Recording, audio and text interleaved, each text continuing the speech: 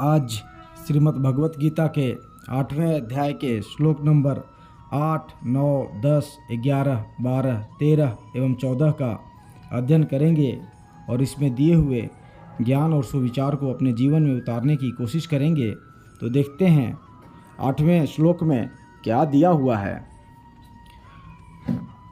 5वें श्लोक में भगवान का चिंतन करते करते मरने वाले मनुष्यों की गति का वर्णन करके अर्जुन के 7वें प्रश्न का संक्षेप में उत्तर दिया गया। अब उसी प्रश्न का विस्तार पूर्वक उत्तर देने के लिए अभ्यास योग के द्वारा मन को वश में करके भगवान के यदि यज्ञ रूप का अर्थात सगुण निराकार दिव्य अव्यक्त रूप का चिंतन करने वाले योगियों की अंतकालीन गति का 3 श्लोकों द्वारा वर्णन करते हैं।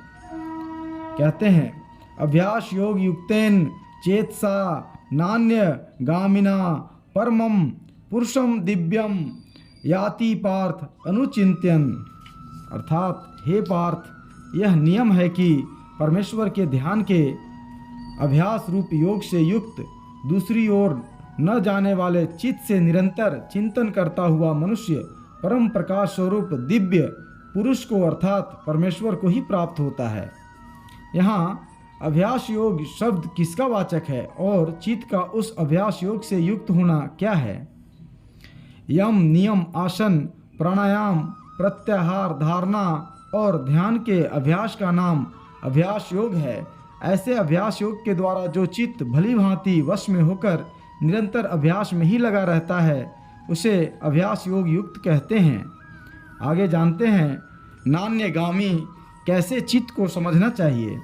जो चित्त किसी पदार्थ विशेष के चिंतन में लगा दिए जाने पर क्षण भर के लिए भी उसके चिंतन को छोड़कर दूसरे पदार्थ का चिंतन नहीं करता, जहाँ लगा है वहीं लगातार एकनिष्ठ होकर लगा रहता है, उस चित्त को नान्यगामी अर्थात दूसरी ओर न जाने वाला कहते हैं। यहाँ परमेश्वर का विषय है, इससे यह समझना चाहिए कि वह चित्त परमेश्वर में ही लगा रहता है। आगे जानते हैं अनुचिंतन करना किसे कहते हैं। अभ्यास में लगे हुए और दूसरी ओर न जाने वाले चित्त के द्वारा परमेश्वर के निराकार स्वरूप का जो निरंतर ध्यान करते रहना है, इसी को अनुचिंतन कहते हैं। आगे जानते हैं यहाँ परमम और दिव्यम इन विशेषणों के सहित पुरुषम इस पद का प्रयोग किसके लिए किया गया है और उसे प्राप्त होना क्या है। इसी अध्याय के 4 श्लोक में जिसको अधियज्ञ कहा है और 22वें श्लोक में जिसको परम पुरुष बतलाया है, भगवान के उस सृष्टि स्थिति और संहार करने वाले सगुण निराकार सर्वव्यापी अव्यक्त ज्ञान स्वरूप को यहाँ दिव्य परम पुरुष कहा गया है। उसका चिंतन करते करते उसे यथार्थ रूप में जानकर उसके साथ तद्रूप हो जाना ही उसको प्राप्त होना है। अब आगे देखते हैं 9वें श्लोक में क्या दिया हुआ है। दिव्य पुरुष की प्राप्ति बतलाकर अब उसका स्वरूप बतलाते हैं। कहते हैं, कविम पुराणम अनुशासितारम अनियांसम अनुस्मरेत्य सर्वस्य धातारम अचिंत्य रूपम आदित्य वर्णम तमस परस्तात। अर्थात जो पुरुष सर्वज्ञ अनादि सबके नियंता सूक्ष्म से भी अति सूक्ष्म सबके धारण पोषण करने वाले अचिंत्य स्वरूप सूर्य के सदृश नित्य चेतन प्रकाश रूप और अविद्या से अति परे शुद्ध सचितानंद घन परमेश्वर का स्मरण करता है। यहाँ इस श्लोक का क्या भाव है? परम दिव्य पुरुष के स्वरूप का महत्व प्रतिपादन करते हुए श्री भगवान कहते हैं कि वह परमात्मा सदा सब कुछ जानता है, भूत वर्तमान और भविष्य की स्थूल सूक्ष्म और कारण किसी भी जगत की ऐसी कोई भी प्रत्यक्ष या अप्रत्यक्ष बात नहीं जिसको वह यथार्थ रूप में न जानता हो।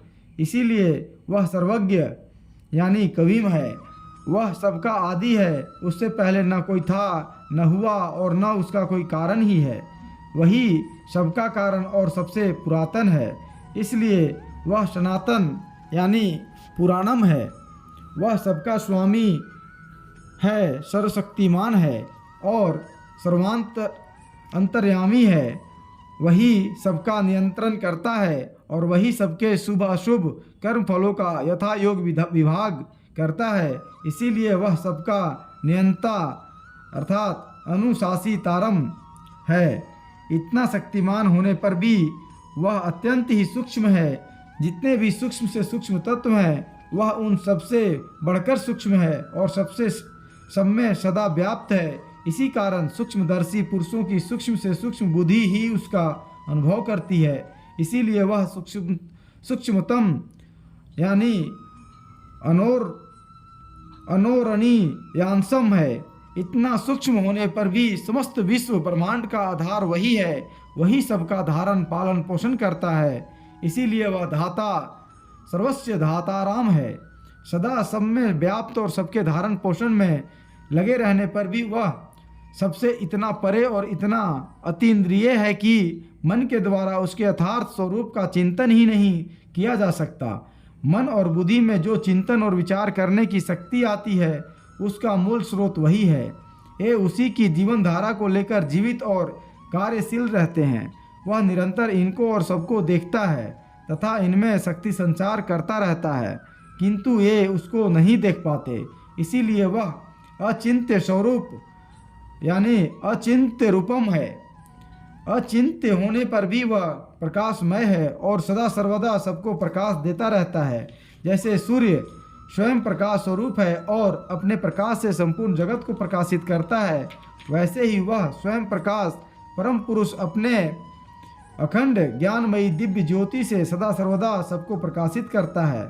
इसीलिए वह सूर्य के सदृश नित्य चेतन प्रकाश रूप आदित्य वर्णम है और ऐसा दिव्य नित्य और अनंत ज्ञान में प्रकाश ही जिसका स्वरूप है, उसमें अविद्या या अज्ञान रूप अंधकार की कल्पना ही नहीं की जा सकती।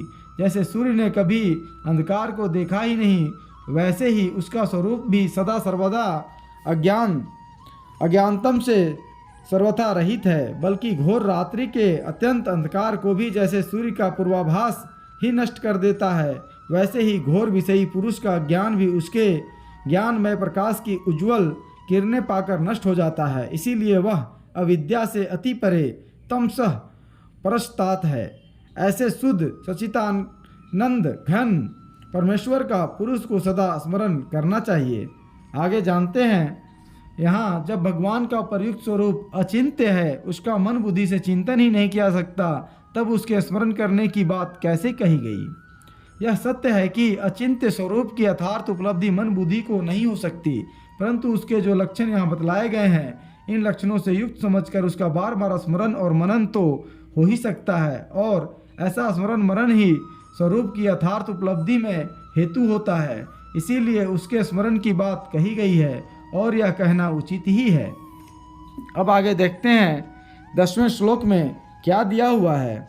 परम दिव्य पुरुष का स्वरूप बतलाकर अब साधन की विधि और फल बतलाते हैं। कहते हैं, प्रयाण काले मनसा अचलेन भक्त्या युक्तः योग बलेन च एव भ्रुवो मध्ये प्राणम आवेश्य सम्यक स तम परम पुरुषम उपैति दिव्यम।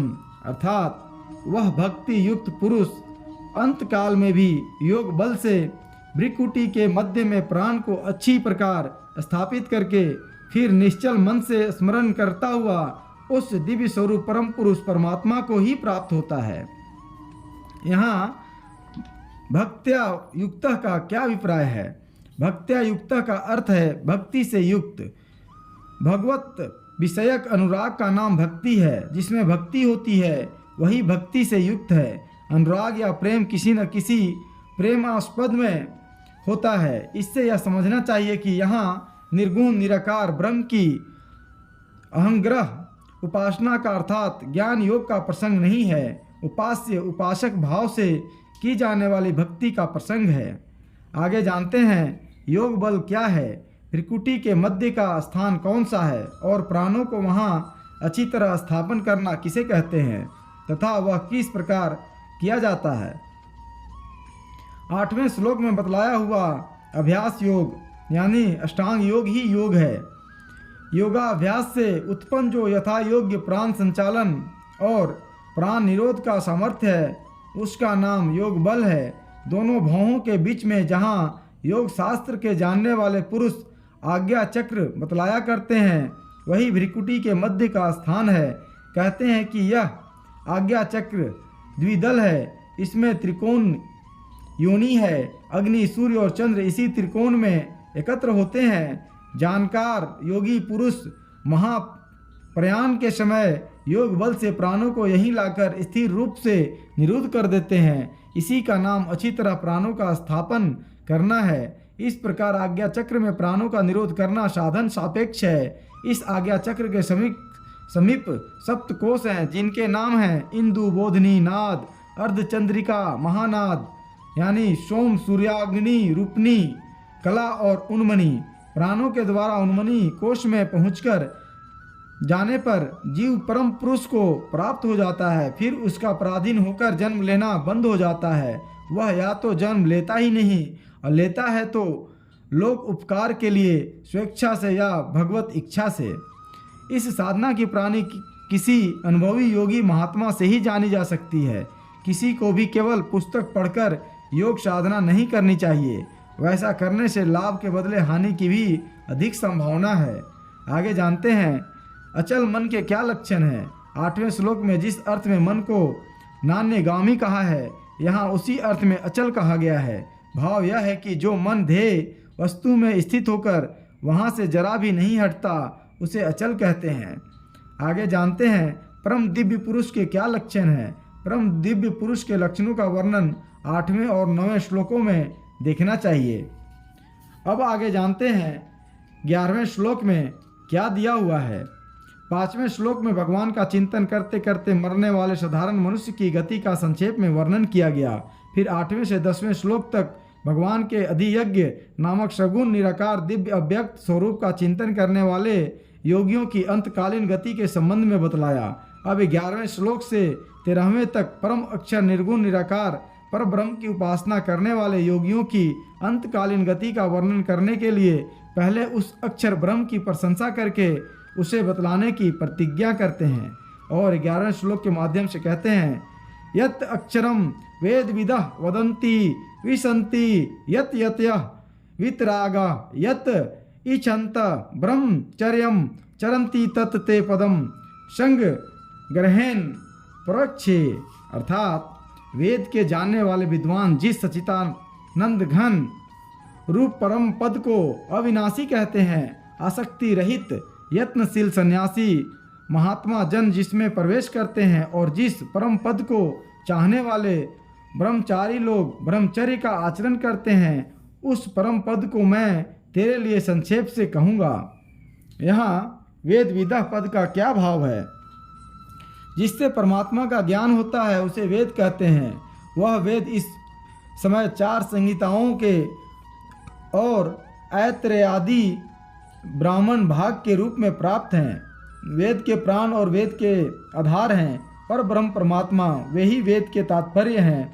उस तात्पर्य को जो जानते हैं और जानकर उसे प्राप्त करने की अविरत साधना करते हैं तथा अंत में प्राप्त कर लेते हैं, वे ज्ञानी महात्मा पुरुष ही वेदवित वेद के यथार्थ ज्ञाता हैं। आगे जानते हैं वेद को जानने वाले जिसे अविनाशी बतलाते हैं। इस वाक्य का क्या भाव है। यत पद से सच्चिदानंद घन पर ब्रह्म का निर्देश है। यहाँ यह भाव दिखलाया गया है कि वेद के जानने वाले ज्ञानी महात्मा पुरुष ही उस ब्रह्म के विषय में कुछ कह सकते हैं। इसमें अन्य लोगों का अधिकार नहीं है। वे महात्मा कहते हैं कि यह अक्षर है, अर्थात यह एक ऐसा महान तत्व है जिसका किसी भी अवस्था में कभी भी किसी भी रूप में क्षय नहीं होता। यह सदा अविनश्वर, एक रस और एक रूप रहता है। 12वें अध्याय के 3 श्लोक में जिस अव्यक्त अक्षर की उपासना का वर्णन है, यहाँ भी यह उसी का प्रसंग है। आगे जानते हैं वीतरागा विशेषण के साथ यत्यह पद किनका वाचक है। जिनमें आसक्ति का सर्वथा अभाव हो गया है वे वीतराग हैं और ऐसे वीतराग तीव्र वैराग्यवान परमात्मा की प्राप्ति के मात्र ब्रह्म में स्थित एवं उच्च श्रेणी के साधनों से संपन्न जो सन्यासी महात्मा है, उनका वाचक यहाँ यत्यह पद है। आगे जानते हैं यत् विसंति का क्या अभिप्राय है। इसका शब्दार्थ है जिसमें प्रवेश करते हैं। अभिप्राय यह है कि यहाँ यत् पद उस सच्चिदानंद घन परमात्मा को लक्ष्य करके कहा गया है जिसमें उपर्युक्त साधन करते करते साधन की शेष सीमा पर पहुंचकर यति लोग अभेद भाव से प्रवेश करते हैं। यहाँ यह स्मरण रखना चाहिए कि इस प्रवेश का अर्थ कोई आदमी बाहर से किसी घर में घुस गया ऐसा नहीं है। परमात्मा तो अपना स्वरूप होने से नित्य प्राप्त ही है। इस नित्य प्राप्त तत्व में जो अप्राप्ति का भ्रम हो रहा है, उस अविद्यारूप भ्रम का मिट जाना ही उसमें प्रवेश करना है। आगे जानते हैं, जिसको चाहने वाले ब्रह्मचर्य का आचरण करते हैं, इस वाक्य का क्या अभिप्राय है।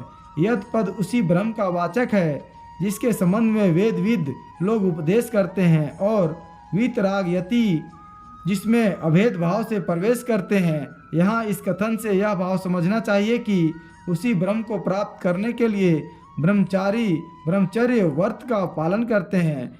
ब्रह्मचर्य का वास्तविक अर्थ है ब्रह्म में अथवा ब्रह्म के मार्ग में संचरण करना। जिस साधनों से ब्रह्म प्राप्ति के मार्ग में अग्रसर हुआ जा सकता है, उनका आचरण करना। ऐसे साधन ही ब्रह्मचारी के व्रत कहलाते हैं, जो ब्रह्मचर्य आश्रम में आश्रम धर्म के रूप में अवश्य पालनीय हैं, और साधारणतया तो अवस्था भेद के अनुसार सभी साधकों को यथाशक्ति उनका अवश्य पालन करना चाहिए। ब्रह्मचर्य में प्रधान तत्व हैं बिंदु का संरक्षण और संशोधन। इससे वासनाओं के नाश द्वारा ब्रह्म की प्राप्ति में बड़ी सहायता मिलती है।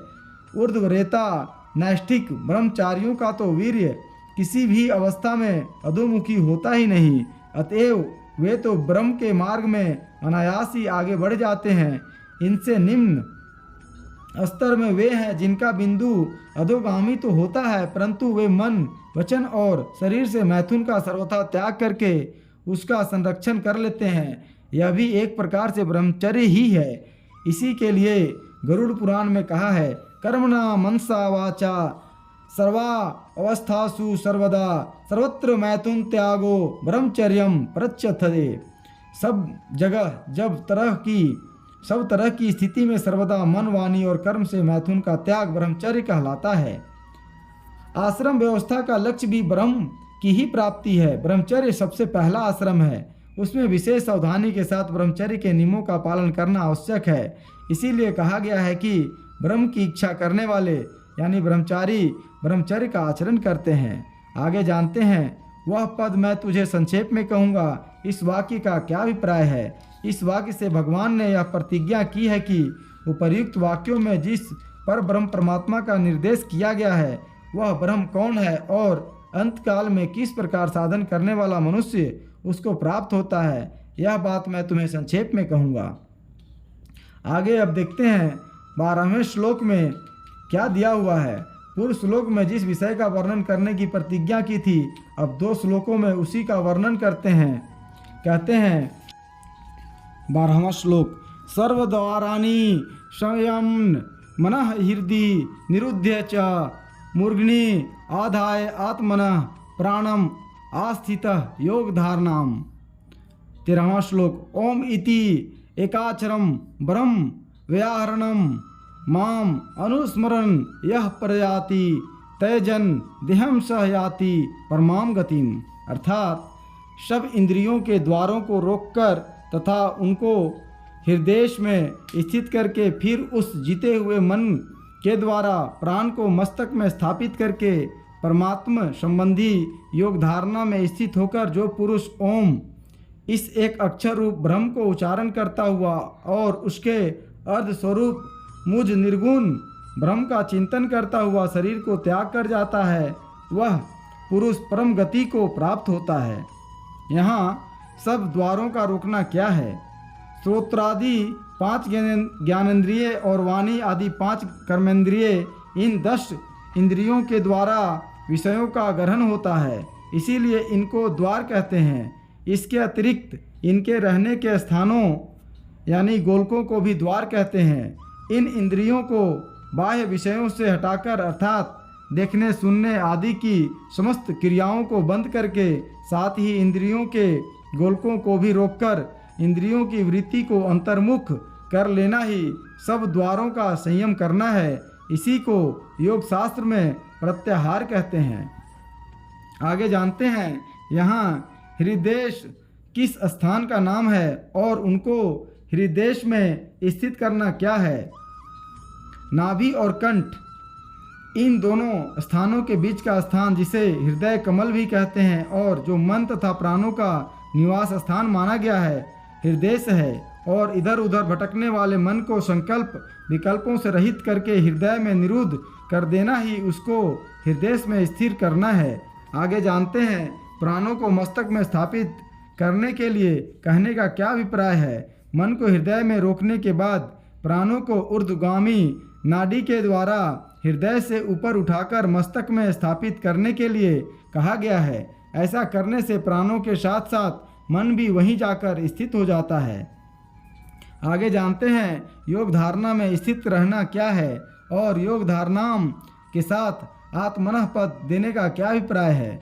उपर्युक्त प्रकार से इंद्रियों का संयम और मन तथा प्राणों का मस्तक में भली भांति निश्चल हो जाना ही योग धारणा में स्थित रहना है।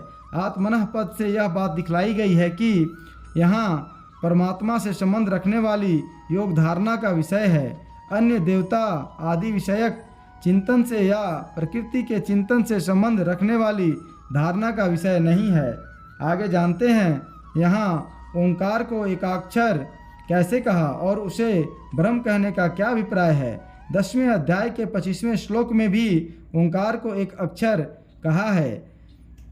इसके अतिरिक्त यह अद्वितीय अविनाशी पर ब्रह्म परमात्मा का नाम है और नाम तथा नामी में वास्तव में अभेद माना गया है।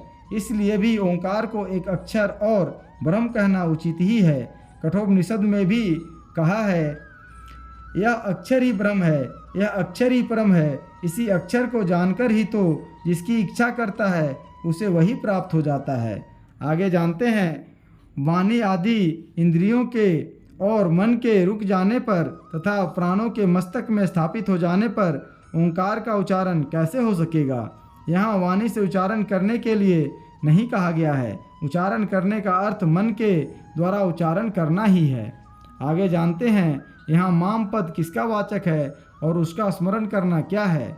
यहाँ ज्ञान योगी के अंत काल का प्रसंग होने से माम पद सचितानंद घन निर्गुण निराकार ब्रह्म का वाचक है। 4 श्लोक में इस शरीर में अधियज्ञ मैं ही हूँ, इस कथन से भगवान ने जिस प्रकार अधियज्ञ के साथ अपनी एकता दिखलाई है, उसी प्रकार यहाँ ब्रह्म के साथ अपनी एकता दिखलाने के लिए माम पद का प्रयोग किया है। आगे जानते हैं मन से ओंकार का उच्चारण और उसके अर्ध स्वरूप ब्रह्म का चिंतन दोनों काम एक साथ कैसे होते हैं। मन के द्वारा दोनों काम एक साथ अवश्य ही हो सकते हैं। परमात्मा के नाम ओम का मन से उच्चारण करते हुए साथ साथ ब्रह्मा का चिंतन करने में कोई आपत्ति नहीं आती। मन से नाम का उच्चारण तो नामी के चिंतन में उल्टा सहायक होता है। महर्षि पतंजलि जी ने भी कहा है ध्यान काल में सवितर्क समाधि तक शब्द अर्थ और तद्विषक ज्ञान का विकल्प मन में रहता है। अतः जिसका चिंतन किया जाता है उसी के वाचक नाम का मन के संकल्प में रहना तो स्वाभाविक है। और उन्होंने यह भी कहा है कि तस्य वाचकः प्रणवः तज पस्त तर्त भावनम, उसका नाम प्रणव है और उस ओम का जप करते हुए उसके अर्थ परमात्मा का चिंतन करना चाहिए। आगे जानते हैं यहाँ परम गति को प्राप्त होना क्या है। निर्गुण निराकार ब्रह्म को अभेद भाव से प्राप्त हो जाना परम गति को प्राप्त होना है। इसी को सदा के लिए आवागमन से मुक्त होना, मुक्ति लाभ कर लेना, मोक्ष को प्राप्त होना अथवा निर्वाण ब्रह्म को प्राप्त होना कहते हैं। आगे जानते हैं 8वें से 10वें श्लोक तक सगुण निराकार ईश्वर की उपासना का प्रकरण है और 11वें से 13वें तक निर्गुण निराकार ब्रह्म की उपासना का। इस प्रकार यहाँ भिन्न भिन्न 2 प्रकरण क्यों माने गए। यदि 6 श्लोकों का एक ही प्रकरण मान लिया जाए तो क्या हानि है। 8वें से 10वें श्लोक तक के वर्णन में उपास्य परम पुरुष को सर्वज्ञ, सबके नियंता, सबके धारण पोषण करने वाले और सूर्य के सदृश स्वयं प्रकाश रूप बतलाया है। ये सभी सर्वव्यापी भगवान के दिव्य गुण हैं, परंतु 11वें से 13वें श्लोक तक एक भी ऐसा विशेषण नहीं दिया गया है जिससे यहाँ निर्गुण निराकार का प्रसंग मानने में तनिक भी आपत्ति हो सकती हो। इसके अतिरिक्त उस प्रकरण में उपासक को भक्ति युक्त कहा गया है जो भेद उपासना का द्योतक है तथा उसका फल दिव्य परम पुरुष यानी सगुण परमेश्वर की प्राप्ति बतलाया गया है। यहाँ अभेद उपासना का वर्णन होने से उपासना के लिए कोई विशेषण नहीं दिया गया है और इसका फल भी परम गति यानी निर्गुण ब्रह्म की प्राप्ति बतलाया है। इसके अतिरिक्त 11वें श्लोक में नए प्रकरण का आरंभ करने की प्रतिज्ञा भी की गई है। साथ ही दोनों प्रकरणों को एक मान लेने से योग विषयक वर्णन की पुनरुक्ति का भी दोष आता है। इन सब कारणों से यही प्रतीत होता है कि इन 6 श्लोकों में एक ही प्रकरण नहीं है, 2 भिन्न भिन्न प्रकरण हैं। अब आगे देखते हैं 14वें श्लोक में क्या दिया हुआ है। इस प्रकार निराकार सगुण परमेश्वर के और निर्गुण निराकार ब्रह्म के उपासक योगियों की अंतकालीन गति का प्रकार और फल बतलाया गया, किंतु अंतकाल में इस प्रकार का साधन वे ही पुरुष कर सकते हैं जिन्होंने पहले से योग का अभ्यास करके मन को अपने अधीन कर लिया है। साधारण मनुष्य के द्वारा अंतकाल में इस प्रकार सगुण निराकार का और निर्गुण निराकार का साधन किया जाना बहुत ही कठिन है। अतएव सुगमता से परमेश्वर की प्राप्ति का उपाय जानने की इच्छा होने पर अब भगवान अपने नित्य निरंतर स्मरण को अपनी प्राप्ति का सुगम उपाय बतलाते हैं। कहते हैं, अनन्य चेता सततम यह माम स्मरति नित्यसः तस्य अहम सुलभ पार्थ नित्य युक्तस्य योगिनः। अर्थात हे अर्जुन, जो पुरुष मुझ में अनन्य चित्त होकर सदा ही निरंतर मुझ पुरुषोत्तम को स्मरण करता है, उस नित्य निरंतर मुझ में युक्त हुए योगी के लिए मैं सुलभ हूँ, अर्थात उसे सहज ही प्राप्त हो जाता हूँ। जानते हैं यहाँ अनन्य चेता का क्या अभिप्राय है। जिसका चित्त अन्य किसी भी वस्तु में न लगकर निरंतर अनन्य प्रेम के साथ केवल परम प्रेमी परमेश्वर में ही लगा रहता हो, उसे अनन्य चेता कहते हैं।